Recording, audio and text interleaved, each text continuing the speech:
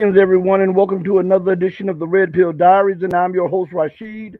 And while we wait for Scott Ritter to join us, give me 1 second with everybody until Scott joins us. I'm going to play a little clip real quick.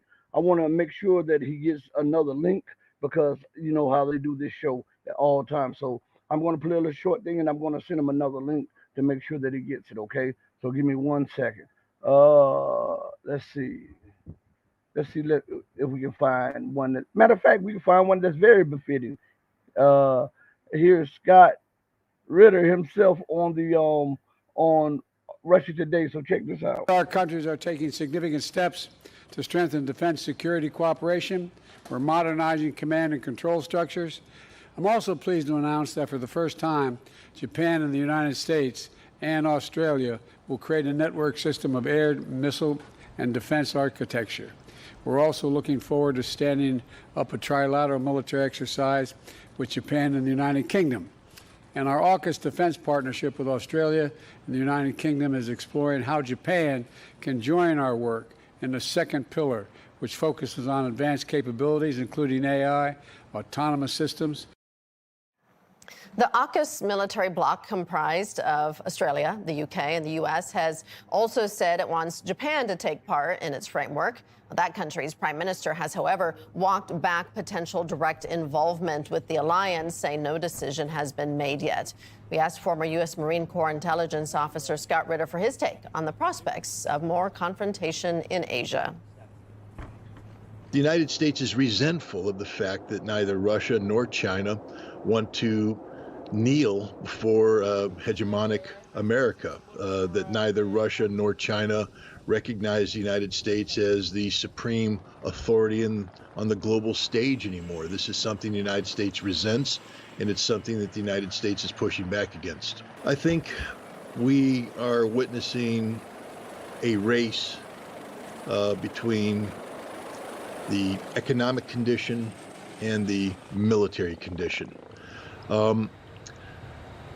If the United States loses the economic race, I think the United States will have no choice but to cede the military race, meaning that we'll have to find a way to correct our position economically before we talk about going to war. We can't go to war based upon a fundamentally weak economic position.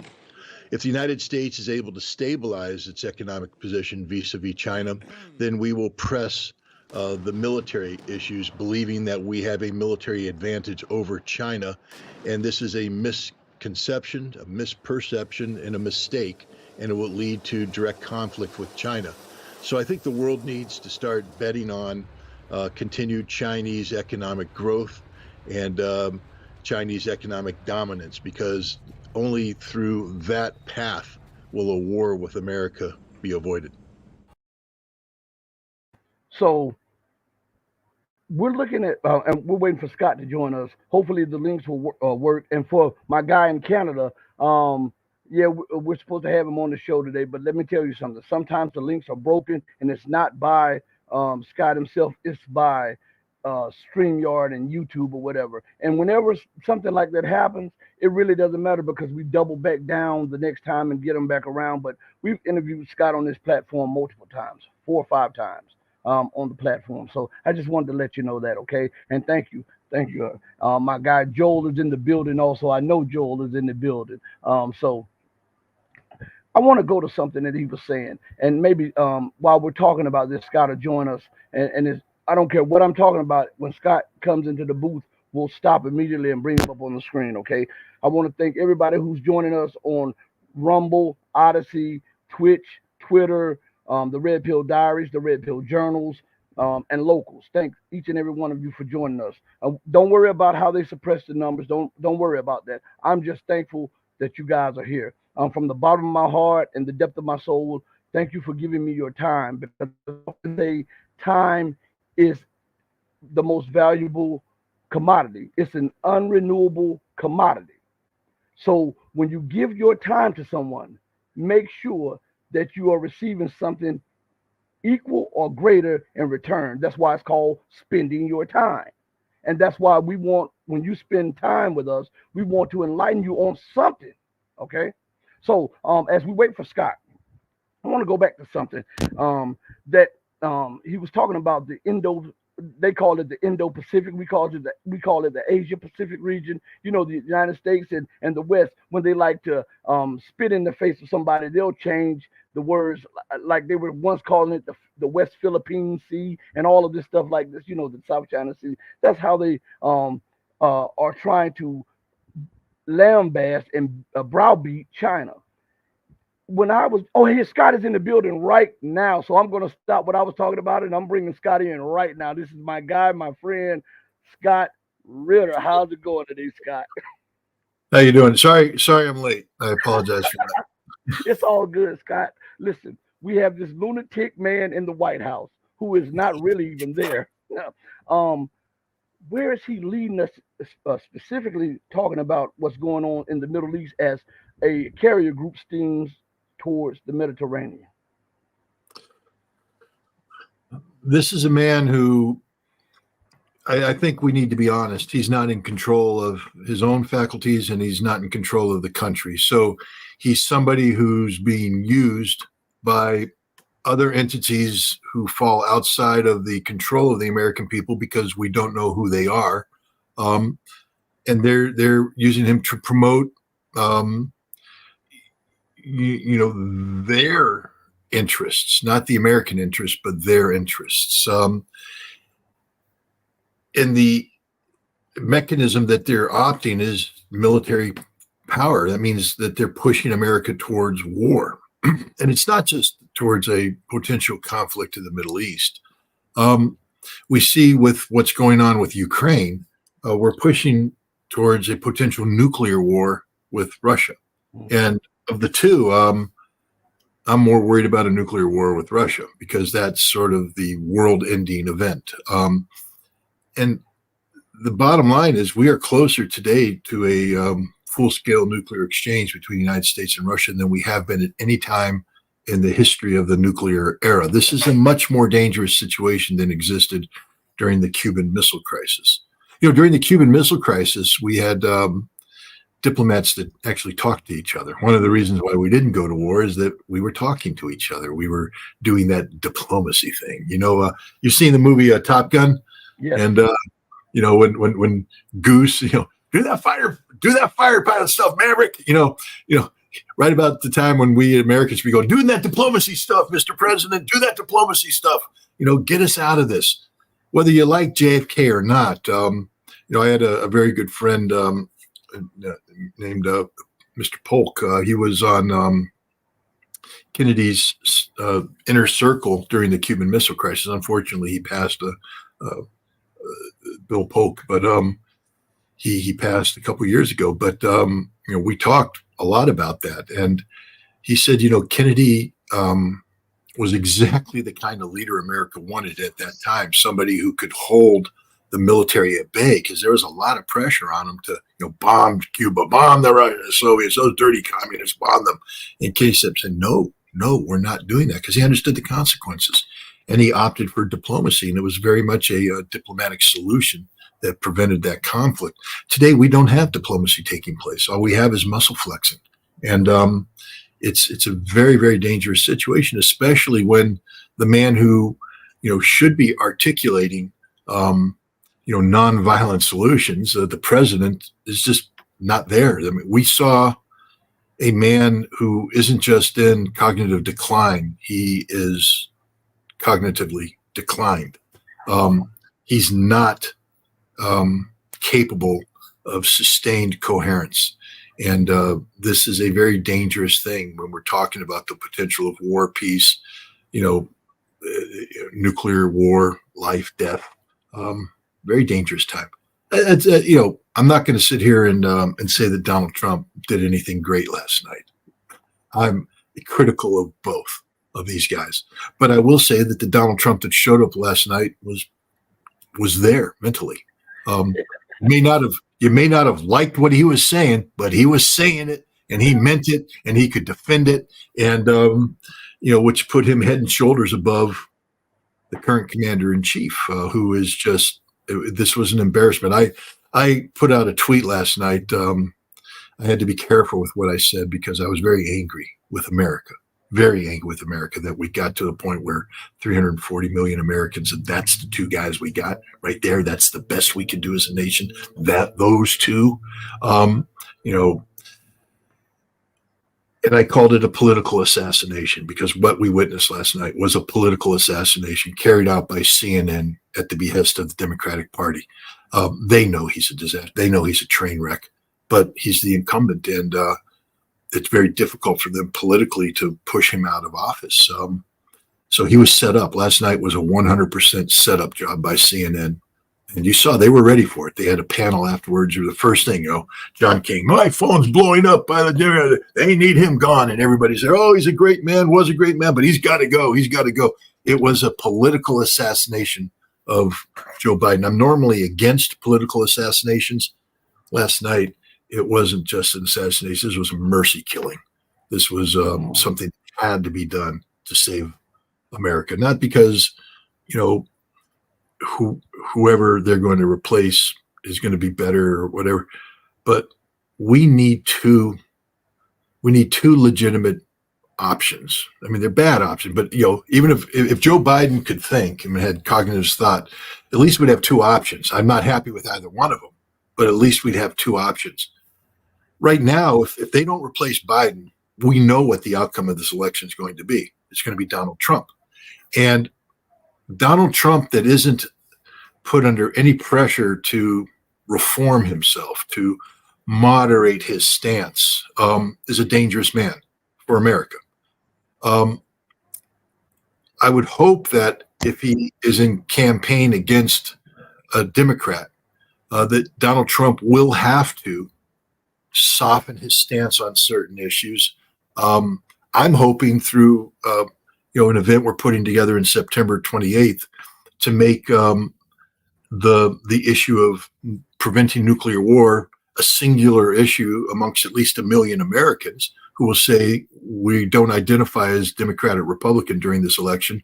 We identify as Americans who don't want nuclear war, and the candidate that best expresses a policy on how we're going to avoid nuclear war gets our vote. And in a close race, 1 million voters who make that, suddenly you make your vote count. But it becomes moot if Biden is just this Alzheimer patient.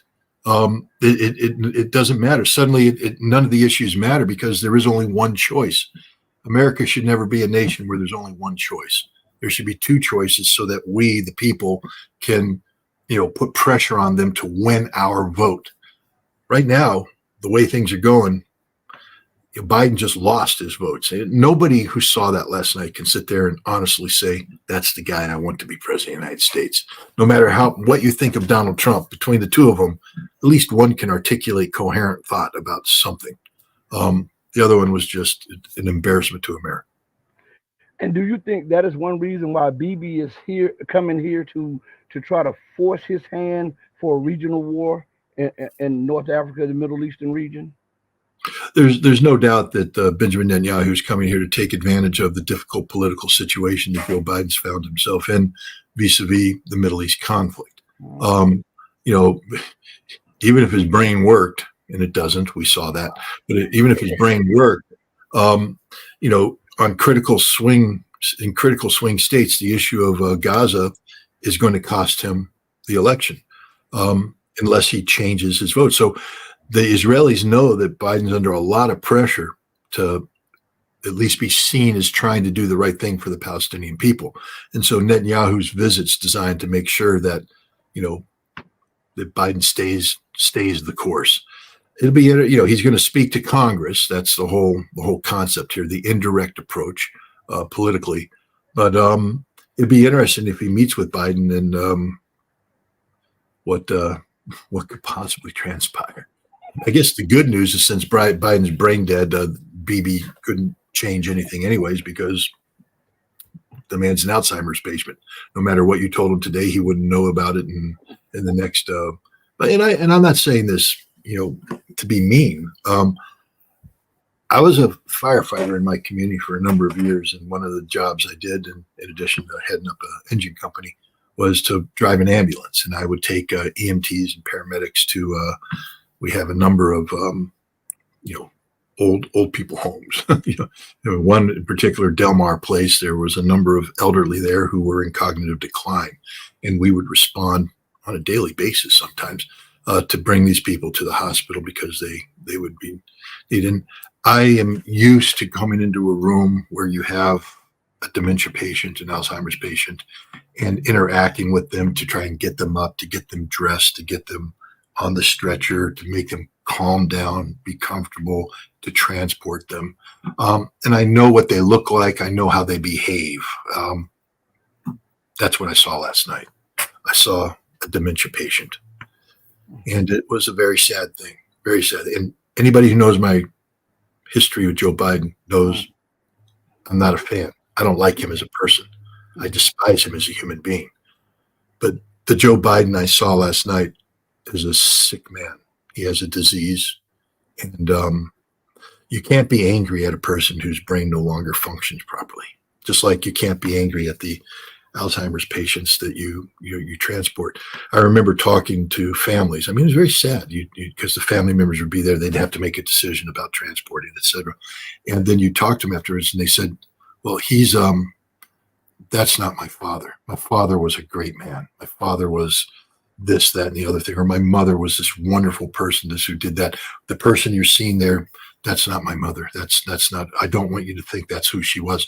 Well, it's who she is now. It's because the brain overwork. But, they're right. The person that's there is not who they were, not who they were at one time, not the person that defined them. It's somebody else. Joe Biden is somebody else today. That's the reality. Do you think because he's so not there anymore that Victoria Nuland and the whole crew are the ones pushing the policy and the aggressive stance towards Russia? Because it seems like every time she says something, within weeks or months, the United States is pushing that policy towards Russia. There is, even when his brain worked, I remember, he ran on a platform when it comes to the issue that I'm really concerned about, nuclear war, nuclear weapons. He ran on a platform back in 2020 that said, if I'm elected, America will walk away from its current nuclear posture that's based upon the premise of preemption, and we will reassume what we call the sole use doctrine, that the only reason nuclear weapons exist is as a deterrent to prevent other nations from using nuclear weapons against us. That the only way we will use nuclear weapons is if we are attacked with nuclear weapons, and then our response will be overwhelming. And the fact that it's an overwhelming response and the horrors that will be brought about it should deter people from attacking us. Okay, if you're going to have nuclear weapons, that's a legitimate thing, I guess. I'd prefer, once you put that in place, then to say, now, rather than being ready to kill each other, let's bring it down and down and down so we don't have to worry about killing each other. But that's the policy he said he ran on. That's a supportable policy. But 2 years ago, I attended a reunion of, arms control inspectors like myself who were involved in the actual elimination of nuclear weapons, and the negotiators, everybody involved in the Intermediate Nuclear Forces Treaty came together for a reunion. And the Biden administration sent a senior arms control official who asked to remain anonymous. And there was a question and answer period. And this arms control official, who, frankly speaking, when you look at their resume, you're like, well, okay, how'd you get here? This person was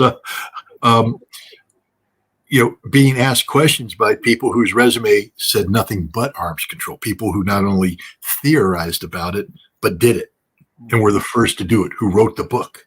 And one of the questions asked is, why did the president not fulfill his promise? And the answer was, well, the interagency wasn't ready for it. And I'm sitting there going, wait a minute. We're all looking at each other going, the interagency. Now, the interagency, you speak of, when I was involved in all this, we had something we call the interagency process. And what that is, it's how you make policy. The executive has a policy that they want to be implemented, but it has to be considered by the agencies involved. And so the National Security Council will create an interagency working group that brings people from the Department of Defense, Department of Energy, Department of State, Department of Treasury, and they all come together and they say the president wants to do X, Y, and Z, and then they come up with the policy, and then they brief it to the National Security Council, who then takes it to the president, and they work it out. It's a process, the interagency process. The people in the interagency working group report to, cabinet heads who were nominated by the president and confirmed by the Senate. So you see, there's this democracy thing going on here, where we, the people, actually count, because the senators that are confirming are people we voted for, and the president who's overseeing is somebody we voted for. We know all this. Nobody voted for the interagency, and yet now the interagency is a standalone thing. The interagency wasn't ready for it. What do you mean? The interagency should be fired then. I mean, if I'm the president of the United States, I'm the executive, and I turn around and I say, this is the policy I want, that they come back. See, it'd be one thing if they said, Mr. President, we're doing a process and we have disagreement with the Department of Defense and all this stuff, and we'd like to talk to you about this so we can best come up. That's the process. That's okay. But the interagency is not a standalone entity that gets to tell the executive, we're not ready for this. Well, then you don't exist anymore. That should have been the answer from the president. You're fired. Like Donald Trump said, you haven't fired anybody, Joe. You haven't fired anybody. The interagency wasn't ready for it, which tells you something, that now there's this unelected entity in Washington, D.C. called the interagency. Now, we can call it other things. We can call it the establishment, the swamp. We can call it the deep state. It's an unelected power base that's in control. And they've been there for some time now. This isn't unique to the Biden administration. Vladimir Putin sort of mocked it a while back when he talked about, every president runs and says they're going to do this, that, and the other thing. And then once they become president, men in a dark suit sit down with him and tell him the reality. And suddenly he changes his mind because you can't go against the establishment.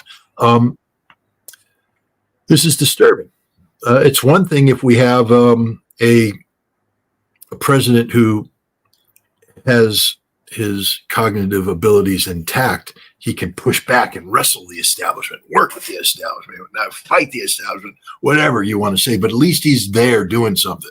But when you have a president who is literally brain dead, teetering along, have to be, held by Joe Biden and brought in and have people whisper in his ear, hold a card that tells him what to say. Who wrote that? Who wrote the card? Mm-hmm. The president didn't write the card. The president's being handed talking points from people who are right. Who wrote the card?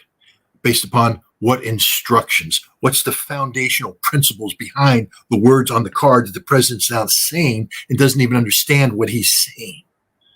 This is the problem. This is the danger right now. So we don't know who's writing the card. We don't know who's doing it. They weren't picked by us. They're just doing it. And this is what makes the current situation very, very dangerous. If Donald Trump was the president, I may not support the policies, but at least I know who to blame. Mm-hmm. Donald Trump. Mm-hmm. And if there's establishment, we saw that the establishment sabotaged him on North Korea. At least I can turn to Trump and say, shame on you, because your brain still works. You gave in to the establishment. You were supposed to drain the swamp, but the swamp drained you. And Trump has no defense because his brain works. You can hold him to account. What are you supposed to do with Joe right now? Joe, you're wrong.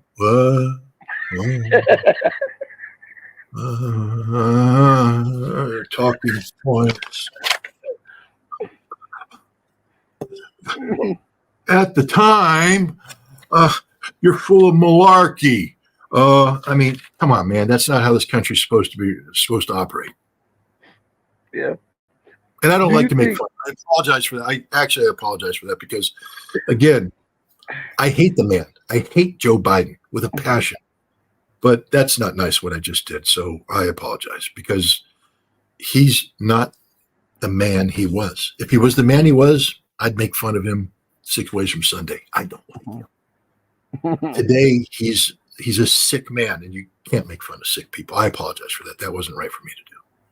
Well, where are we in this when it comes to the Ukrainian war and the constant provocations against Russia. Where does everything stand right now? Will Russia retaliate against the deliberate bombing of its territory? Where are we headed? It looks like we're headed for war. Well, we are at war. What do you mean headed for war? We're at war. America is at war with Russia. We've been at war for some time now. We tried to disguise it by using proxies and things of that nature. But as the Russians just said, everybody should know that the Russians called in the American ambassador after the attack in Sevastopol, which killed 5 children. They just buried a 2-year-old girl yesterday. 2-year-old girl, enemy of America, and told the ambassador, you attacked us. We blame you, and we will hold you to account. We are going to retaliate against you. And she left in a panic, and she called back to the State Department. There was an emergency meeting at the Security Council, and Lloyd Austin, the Secretary of Defense, immediately gets on the phone, hasn't done this in a while, and calls up the new Russian Minister of Defense, Belousov. We got to talk, man. We got to talk. And Belousov, according to readout, said, well, thank you. We need to have open line communication, but we blame you. You did it. You attacked us, and we're going to hold you to account. America's in a panic right now, literally in a panic, because we don't know what the Russians are going to do, but they're going to do something. We're at war. We're at war. And we're in a situation where both sides have lowered the threshold for the use of nuclear weapons. So if the Russians retaliate and it crosses our red line, then we will have to counter retaliate. And next thing you know, you have an out of control escalation of events that leads to nuclear weapons being used. Russia's not bluffing on this one. And so again, all the Americans enjoying the summer right now, are you ready to die? Have you made vacation plans? I know August is a nice month. Lots of people like to go on vacation in August. Do you want to go on vacation in August? Because you may not make it to vacation in August. The world may end today, tomorrow, this week, sometime in July. Is this what you want? Do you really? I mean, how many Americans wake up every morning going, if we don't defend Ukraine, it's all over. Look around us. It's going to end. It's going to end. Yeah. The Russians are going to parachute in. It's going to be Red Dawn. They're coming. They're not coming, guys. The Russians aren't coming. They're not going to Poland. I mean, you saw the president last night. You know, all right, go. I got to stop that. They're going to go into Poland, he said. What's going to stop? They're not going into Poland, Mr. President. They're not. You have no evidence of this. None whatsoever. All of the evidence points that this is a conflict that Russia wants to limit to Ukraine. You're making up Poland. You're making up the Baltics because you need to intimidate NATO into spending hundreds of billions of dollars to build a military to make it relevant. That's it. It's all a political game being played. Russia poses a threat to nobody. This war could end today if we just let it end, but we won't let it end. So again, I want to ask the American people, especially you people out there that put the Ukrainian flag in your social media thing. I'm such a good person. I got a Ukrainian flag there. Not an American flag, even though I'm an American. I got a Ukrainian flag. Why? When you wake up in the morning, what is it about your community that gets better when Ukraine wins? Nothing. Ukraine has nothing to do with your future. You're just one of these feel-good people that's made this an issue because you think it's the hip thing to do. You're ignorant about Ukraine. You're ignorant about Russia. You're ignorant about America. And yet, by putting that flag up there, you empower people politically to posture themselves with Russia in a way that's going to end with a nuclear war. A nuclear war. The game-ending kind. Life-terminating kind.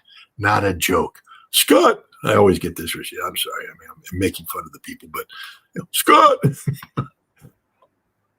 we bombed Hiroshima, but it's still a city today. Nuclear war isn't as dangerous as you think it is. Yeah, we killed a couple thousand people, but it's still there. They're living in it. Hey, moron, who asked that question? Again, I shouldn't say that because I always say that the only bad question is the question you don't ask. The only stupid question is the one you don't ask. How big was the bomb we dropped on Hiroshima? Jeopardy theme song. 12 to 20 kilotons. Okay, Hiroshima and Nagasaki, 12 to 20 kilotons. The average size of a Minuteman III warhead that will impact a Russian city is how big? 150 kilotons. So let's call it 15 kilotons in Hiroshima. It hits, blows up, it creates that vacuum that creates the vortex, sucks the Earth out, injects it into the atmosphere. That's 15 kilotons. All right, now 150 kilotons in on. I'm just a simple Marine, guys, but that's 10 times bigger than 15. Okay, but now, do you know how many 150 kiloton warheads we send per target? No, you don't, unless you've been part of the war plan. It's about 6. So yeah, again, I'm just a simple Marine, but 6 times 150 is, I think, just short of 1 megaton. Off, because it's overkill, baby. We're in the modern age. We're going to overkill. So 6 go off, you got a megaton going up. Now, we're going to hit 400 targets. Do you suddenly see what I'm talking about here, ladies and gentlemen, how stupid it is when you say, well, Hiroshima and Nagasaki life still exists. They weren't hit with 650 kiloton warheads, and 400 cities in Japan weren't hit simultaneously. You do understand that now we're talking about the injection of highly radioactive material into the atmosphere, and it will spread around the world. There will be nuclear winter. The sun will disappear, and then the radiation will come down on you, and you will all die. That's the reality. So kindly, for all the people out there who pretend that because of Hiroshima and Nagasaki, nuclear war survival, shut up. And I mean that with all sincerity, because your ignorance is going to kill not only you.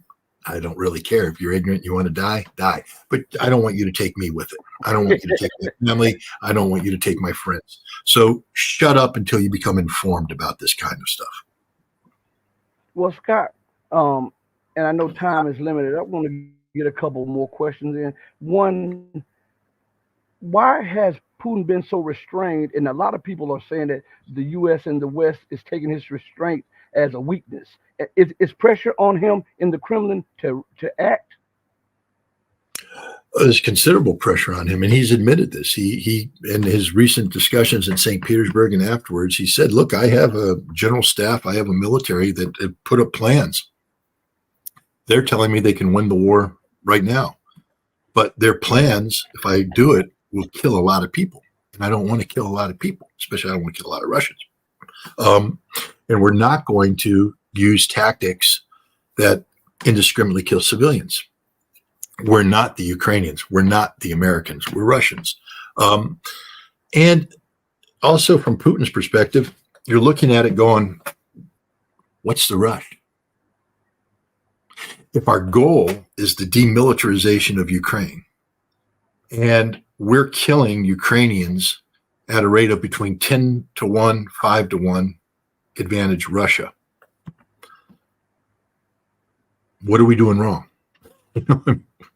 So, why don't we just continue doing what we're doing, knowing that ultimately the outcome is that Ukraine will bleed to death, because that's what's happening. Even Zelensky recognized it yesterday. He came out and he said, we have no choice but to find a peaceful outcome because we can't keep doing this. Russia can. That's the beauty of it. The other thing is economically. I mean, in order for Putin to change his approach, there has to be pressures placed on him that justify the change. For instance, if I'm briefing the president, Mr. President, you said that our goal was to demilitarize Ukraine. Every day we get stronger, Ukraine gets weaker. This is bad, Mr. President. We need to change this. You think he's going to listen to me? He's going to say, no, you just, that's what we want.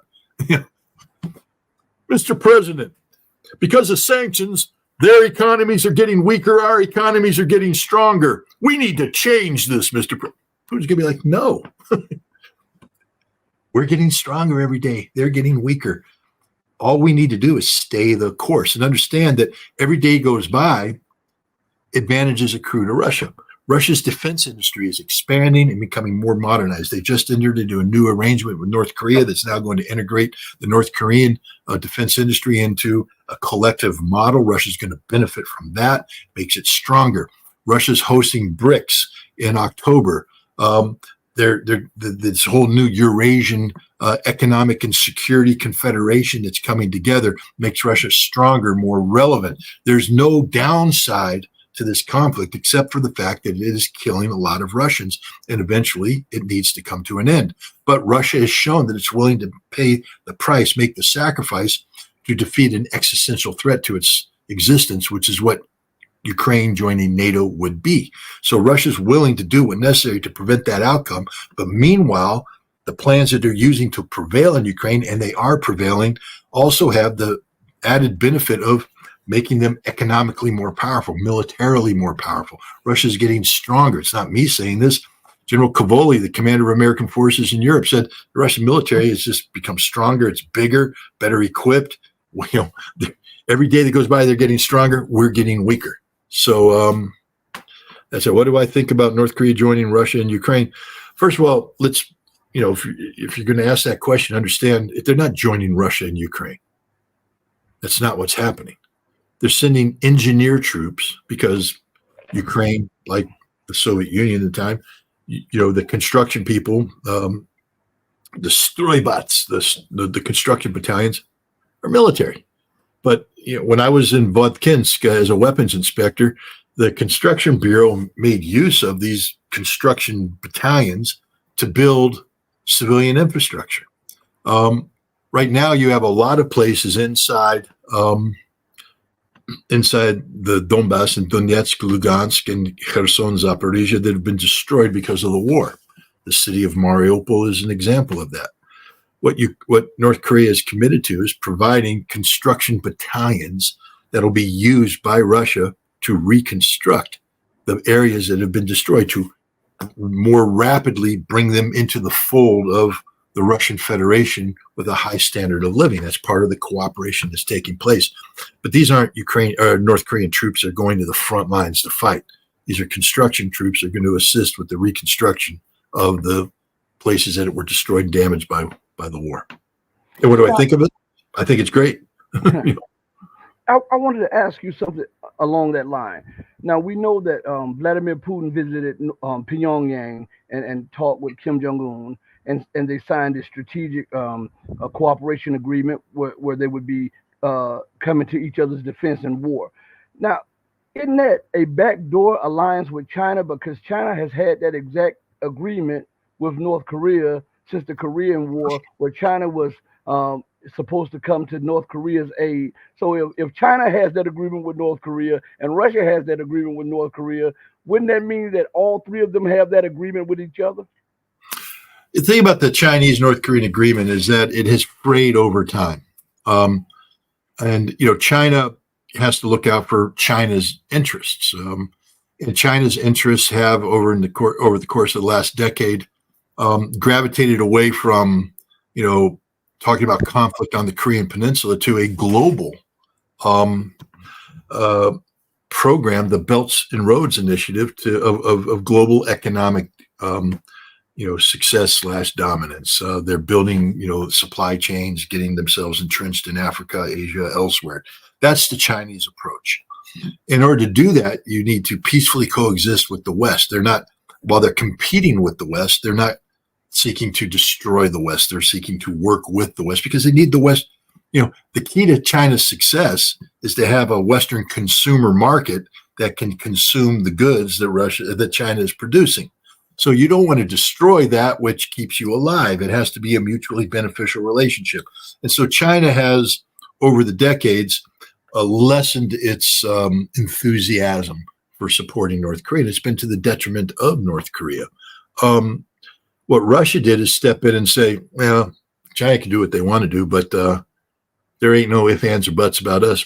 We're on, Team Korea. What was that movie about the vampires in Seattle? Where you had one guy was Team Vampire, the other guy's Team Werewolf. You had the t-shirts. Russia's basically put on Team North Korea. We're on Team North Korea. That's it, man. We're picking our fight here. It's not an alliance. Kim Jong-un is calling it an alliance. Russia's not. It's not Article 5 of the NATO charter, but it is a a commitment that, because of its nebulous nature, requires whoever might consider a conflict with North Korea to understand that they have to be prepared simultaneously to go to war against Russia. And if you're Japan, South Korea, and the United States, you're going, well, we didn't plan that. We're not ready. So it disrupts everything. It's one of the most genius moves in modern geopolitical history. It will go down as one of the most significant state visits of this century. Going to North Korea and committing to North Korea like that disrupts the Western plans for continued hegemony like you wouldn't believe. And it just goes to show that Vladimir Putin is operating on a different plane altogether than his Western counterparts. These last two questions. One, Scott, where do you think this, and when do you think this ends, or when do you think Russia starts putting speed behind what it's doing in Ukraine? Because now you have not only a desperate Ukraine, but you have a desperate and almost defeated NATO. And with them being defeated in Ukraine, it shows their irrelevance to the world. And so they can't mask all of this funding. Don't you think that would push them into the war? Well, I mean, I'm trying to come up with an analogy here. I like to play basketball. I enjoy playing basketball. But right now my knees don't work. My dribble's off. My jump game is non-existent. My stamina, you're running on the court, I'd be like dead man walking after like a couple rotations. And you're saying that I'm going to push you to make me go on the basketball court. And you're like, go on the basketball court, man. I'll watch you die. Because that's what would happen if today I went on the basketball court. It would be as ugly as it can be. To say push NATO into war, with what? What is NATO going to go to war with? They don't have a military capable of sustained high-intensity conflict. It doesn't exist. Germany doesn't have it. France doesn't have it. The United States doesn't have it. Nobody has it. In order to get it, they're going to have to rebuild. That's one of the things they're going to be talking about in the NATO summit. We got to rebuild. With what? Well, you got to put a lot of money down on that. Germany just said, we can't even afford to keep Ukrainian refugees. We don't have any money. But NATO now wants us to spend hundreds of billions of euros to rebuild the German military. Okay, let's say we printed that money. What are we going to rebuild it with? A German industry that no longer exists because it's gone out of business because of sanctions. France can build all sorts of Caesar artillery pieces as long as their steel factories are working, but they're not, because steel factories require forges that require gas to operate the forge to make the steel. They can't afford the gas. The plants are shut down. But even if they built the damn thing, they can't put tires on it because the Michelin factory that produces the tire is out of business. Europe doesn't work. Europe is deindustrialized. And so that's the reality of these morons are coming together going, NATO, NATO, NATO. And I'm like, go on the basketball court, dude, go. I want to watch you play basketball with your two busted knees. I want to watch you run up and down the court against a guy that's been doing cardio for the last 2.5 years, and you've been sitting on the couch eating donuts, and now you think you're going to go up there and run back and forth with them. After first couple fast breaks, you're going to be puking middle of the court. That's the reality of NATO going forward. This is a frickin' joke. Excuse my language. It's a tragic joke. The only thing NATO has is nuclear weapons, and those are American nuclear weapons, which now we come back to when I talk about why we have to change the person in the White House today. Because when you start talking about nuclear weapons, you need to be 100% in control of this, so you don't do anything stupid that ends all of that. I probably never dunked. You ever see that movie, White Men Can't Jump? With Woody Harrelson and Wesley Snipes. On my best day, I could get the ball up to where I got it at the midpoint on the rim. And I could never push it over. So I'd come up, boom, there goes the ball. That was on my best. Today, the rim's safe. It's going to be complete wish. I'll get all net, and I don't even try. So, yeah. So last question, Scott. Do you think that America will continue, knowing what you just said, do you think that the American empire, the NATO war machine, will continue to escalate? Because that's all they do is escalate. But again, you got to have something to escalate with. I mean, I can talk a great game. You've seen the guys playing basketball. I got you, man. You don't stand a chance. I'm going to be on you like white on rice. Talk all you want. Get on the court. Ball in, dunk, slam, bam, boom, boom. You're done. You play those games. Half court, play to 7, and next thing you know, 7-0. You're done.